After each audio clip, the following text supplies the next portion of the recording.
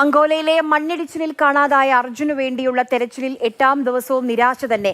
ഗംഗാവലി നദിയിലെ കുത്തൊഴുക്കും മോശം കാലാവസ്ഥയും മൂലം ഇന്നത്തെ തെരച്ചിലും നിർത്തി. നാളെ കൂടുതൽ യന്ത്രങ്ങൾ എത്തിച്ച് പുഴയിലെ തെരച്ചിൽ ഊർജിതമാക്കുമെന്ന് സ്ഥലം MLA സതീഷ് കൃഷ്ണസേൽ അറിയിച്ചു. നമുക്കൊപ്പം അവിടെ നിന്ന് കെ മധുവും രാഹുൽ കെവിയും ചേരുന്നുണ്ട്. ആദ്യം രാഹുലിലേക്കാണ്. രാഹുൽ, ഇന്ന് രാവിലെ മുതൽ ഏറ്റവും കൂടുതൽ പുഴ കേന്ദ്രീകരിച്ചായിരുന്നു തെരച്ചിൽ നടന്നത്. മൺകൂനയൊക്കെ മാറ്റി ഇളക്കിക്കൊണ്ടുള്ള പരിശോധന നടന്നിരുന്നു. പക്ഷേ പ്രതീക്ഷ നൽകുന്ന ഒരു വിവരവും നമുക്ക് ഈ ദിവസവും വന്നിട്ടില്ല എന്നുള്ളതാണ് ഏറ്റവും സങ്കടകരമായ കാര്യം. സാധാരണ അല്പം കൂടി നേരം തെരച്ചിൽ ഉണ്ടാകാറുണ്ട്. ഇന്ന് നേരത്തെ നിർത്താനുള്ള കാരണം എന്താണ് രാഹുൽ?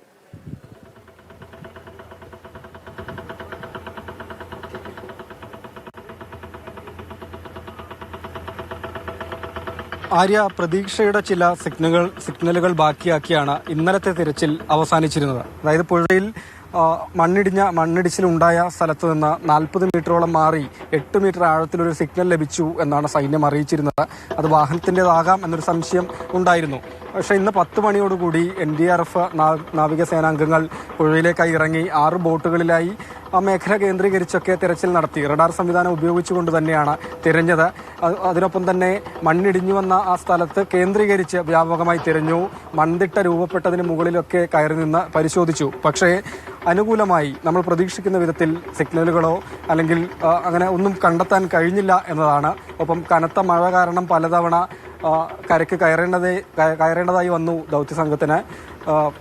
ശക്തമായ കുത്തൊഴുക്ക് തുടരുന്നതിനാൽ പുഴയിലേക്ക് ഇറങ്ങി തിരയാൻ കഴിഞ്ഞില്ല എന്നതുകൂടിയാണ്. കലങ്ങി മറിഞ്ഞു തന്നെയാണ് പുഴ ഒഴുകുന്നത്. ഇറങ്ങിയാലും കാണാനുള്ള സാധ്യതയില്ല എന്നതുകൊണ്ട് സേനാംഗങ്ങൾ വെള്ളത്തിലേക്ക് ഇറങ്ങിയില്ല.